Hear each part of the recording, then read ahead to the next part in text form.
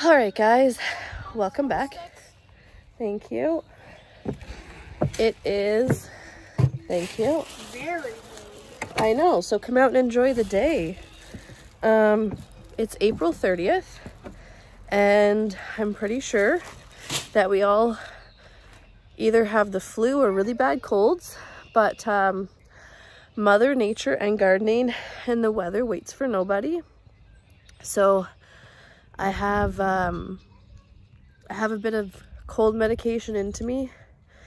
My body has been aching, but we're gonna do a little bit today. I'm very out of breath. So I'm gonna do more of like a garden tour style video, kind of. There really is not much to show. The squirrels keep pulling all of my little onion set bulbs out of the ground, so that's been fun. We've been trying to get the fence up around the garden, but it takes time. It takes me almost an hour to like thread the two pieces together. You pick up your sticks and put them in the fireplace, buddy. You do such a great job at that. Anyway, so I'll show you guys what we're doing here in a second. But today what I'm planning on doing is just mapping it out. I did it in a previous video. I don't know if I'll show that video or not, because as I was mapping out the garden, I realized that I definitely mismeasured how long the garden was by like 7 feet. So I had to go back inside and completely like redesign the garden. But thank goodness I use an online garden map planner, because it makes it really easy to do that.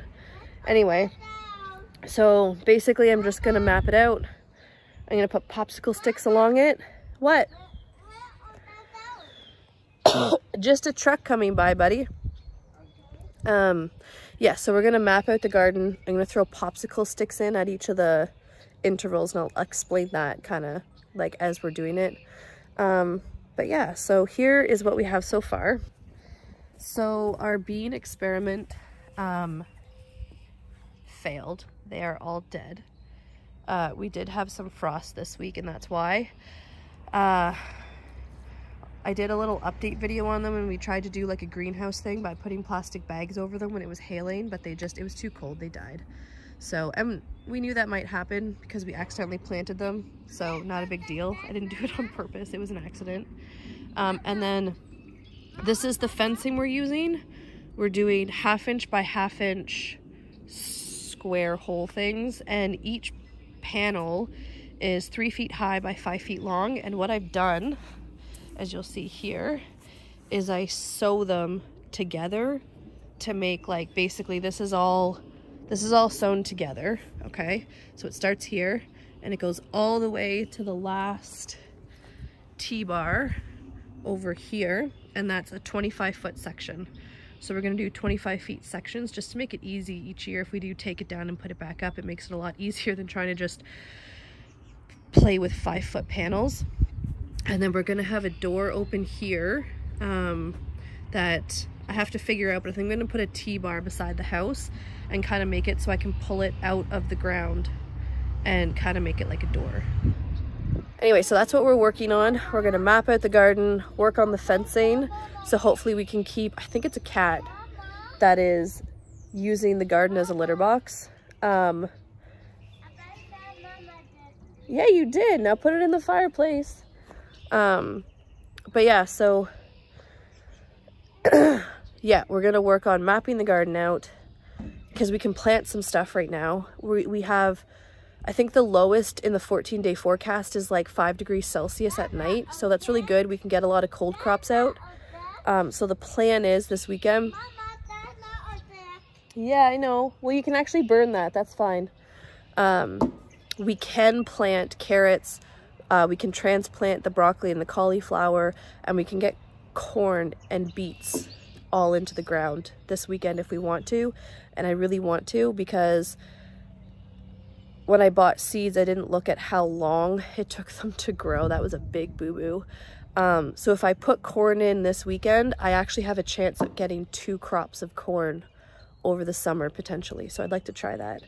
But like, we did not do short day carrots. The carrots take like 75 days. So I'd like to just kind of get that in there now and get going. So I'll show you guys kind of as we go along what the garden looks like step by step. Let me know in the comments though, because the reason I'm doing this differently is because I think it might be boring watching a video in fast forward on like me mapping out the garden and stuff. So let me know in the comments if you want like kind of a periodic update, like I'll go and grab my camera and show you what I've done so far as little updates, or do you like watching like me working in the garden but in fast forward? So let me know in the comments. It's up to you as to what I'll do in the future. So anyways, stay tuned and I'll show you what we're doing today. All right, so this is what I was talking about with mapping out the garden.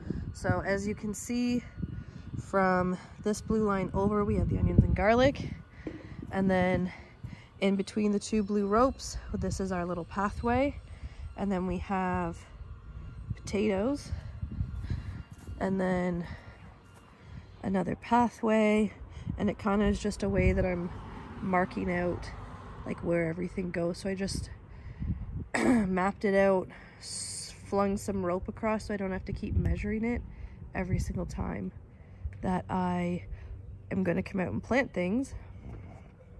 So there you go. Anyway, so the reason for this is because if I want to plant like carrots are like way back here, and the broccoli and cauliflower back there, and the corn's back here, and then I've got potatoes like here, and I've got peppers and tomatoes in between, and peppers and tomatoes don't get planted until like the long weekend in May. So it allows me to go and plant things now if I wanted to, or before the May long weekend if I wanted to.